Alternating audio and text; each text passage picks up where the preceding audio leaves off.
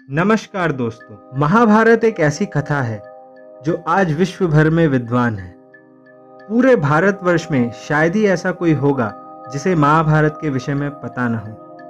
पर क्या आप जानते हैं महाभारत के युद्ध के वक्त उन सभी मुख्य पात्रों की आयु क्या रही होगी? जानने के लिए वीडियो को अंत तक देखिए और वीडियो पसंद आए तो वीडियो को लाइक और चैनल को सब्सक्राइब करना ना भूलिएगा। तो चलिए शुरू करते हैं।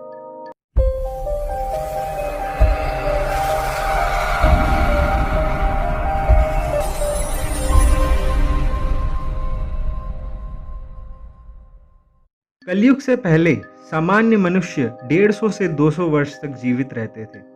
कुछ ग्रंथों और वेदों की माने तो ऋषि और मुनि घोर तपस्या और साधना से हजारों वर्षों तक जीवित रह सकते थे, पर आज के समय में इतने वर्षों तक जीना असंभव है। वर्तमान समय में दूषित वायु व दूषित खान पान की वजह से मनुष्य की औसतन आयु 70 से 80 वर्ष ही रह गई है। आज जिस भारतवर्ष को हम भारत के नाम से जानते हैं, राजा भरत के नाम से लिया गया था। राजा भरत कुरु के वंशज थे। फिर भरत के कुल में कुरु का जन्म हुआ और कुरु के वंश में राजा शांतनु का जन्म हुआ। कुरु के वंश में जन्म होने के कारण ही इन्हें कौरव कहा गया। शांतनु का विवाह माता गंगा के साथ 37 वर्ष की आयु में हुआ।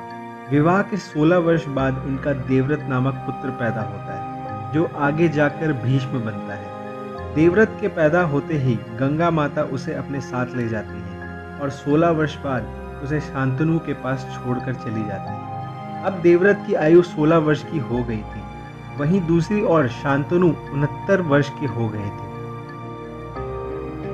आगे जाकर शांतनु मत्स्य कन्या सत्यवती से विवाह करना चाहती है, और सत्यवती ने यह शर्त रखी कि उनका होने वाला पुत्र ही राजगद्दी पर बैठे।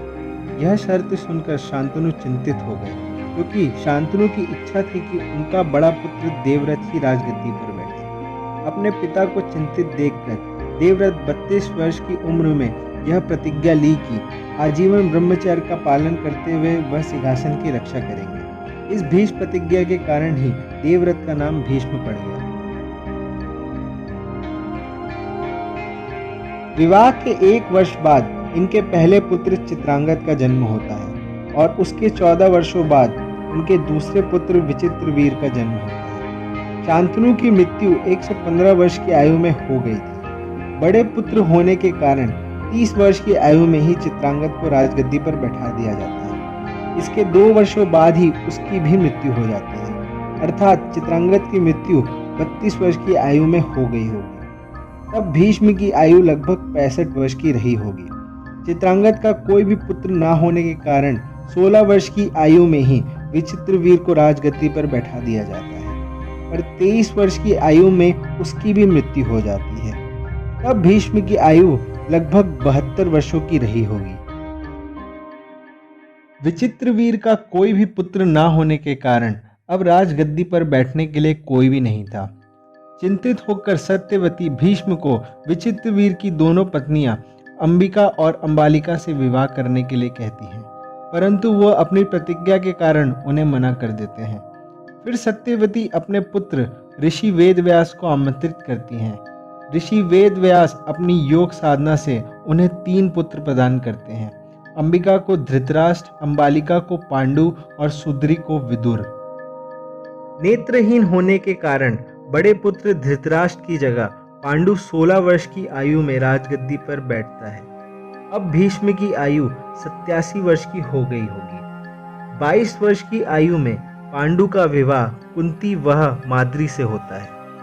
विवाह के बाद 7 वर्ष तक वह सिंहासन संभालता है और 29 वर्ष की आयु में मृगमणि के श्राप के कारण वह सिंहासन का त्याग कर अपनी पत्नी कुंती और माद्री के साथ जंगल में रहने चले जाता है।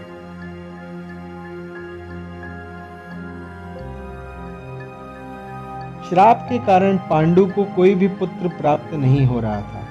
अंत में ऋषि दुर्वासा के वरदान से कुंती को 3 और माद्री को 2 पुत्र प्राप्त होते हैं, जिन्हें हम आगे जाकर 5 पांडवों के नाम से जानेंगे।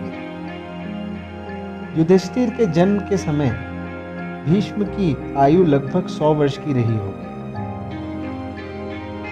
दूसरी तरफ हस्तिनापुर में पांडु के सिंहासन त्यागने के बाद 29 वर्ष की आयु में सिंहासन पर धृतराष्ट्र बैठते हैं। 1 वर्ष के बाद उन्हें 100 पुत्र और 1 पुत्री दुशीला प्राप्त होती है। दुर्योधन और युधिष्ठिर की आयु में लगभग 1 वर्ष का अंतर होगा। कौरवों के मन में बचपन से ही पांडवों के प्रति कपट होने के कारण कौरव और शकुनी ने मिलकर पांडवों को लक्षागृह में जलाने की योजना बनाई, परंतु पांडव इससे बच गए। उस समय युधिष्ठिर की आयु लगभग 41 वर्ष रही होगी, यानी भीष्म की आयु भी 141 वर्ष होगी। इसके 12 वर्षों बाद पांडवों को इंद्रप्रस्थ मिला, जहां उन्होंने 25 वर्षों तक राज किया। यह सब देख दुर्योधन के मन में कटुता उत्पन्न हुई और उसने उनका राजपाट छीनने के लिए कपट की रचना की। द्वैत क्रीड़ा में हार से पांडवों को 12 वर्षों का वनवास और 1 वर्ष का अज्ञातवास हुआ। वनवास खत्म होते वक्त युधिष्ठिर की आयु लगभग 91 वर्ष की थी। उस समय दोनों पक्षों के बीच बातचीत हुई और अंत में महाभारत का युद्ध कुरुक्षेत्र में तय हुआ। दुर्योधन, दुशासन, विकर्ण और अन्य कौरवों की मृत्यु 90 वर्ष की आयु में भीम द्वारा होती है। कर्ण की मृत्यु अर्जुन द्वारा 107 वर्ष की आयु में होती है। श्री कृष्ण ने अर्जुन को भगवत गीता 79 वर्ष की आयु में सुनाई थी। माना जाता है कि श्री कृष्ण अर्जुन से केवल 6 माह के बड़े थे। युद्ध समाप्त होने के बाद भीष्म पितामह की मृत्यु 191 वर्ष की आयु में इच्छा मृत्यु से हो जाती है। महाभारत के 31 वर्षों के बाद कुंती की मृत्यु 156 वर्ष की आयु में हो जाती है।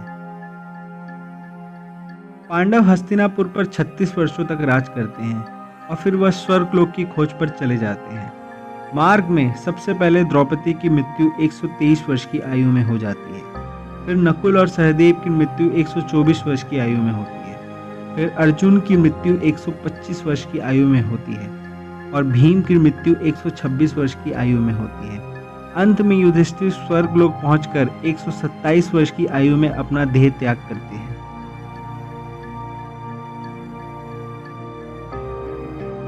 श्री कृष्ण की मृत्यु महाभारत के 36 वर्ष बाद 125 वर्ष की आयु में हो जाती है। कहते हैं कि इनकी मृत्यु के 36 वर्ष बाद कलयुग का आरंभ हो जाता है। तो दोस्तों, आज की वीडियो यहीं खत्म होती है।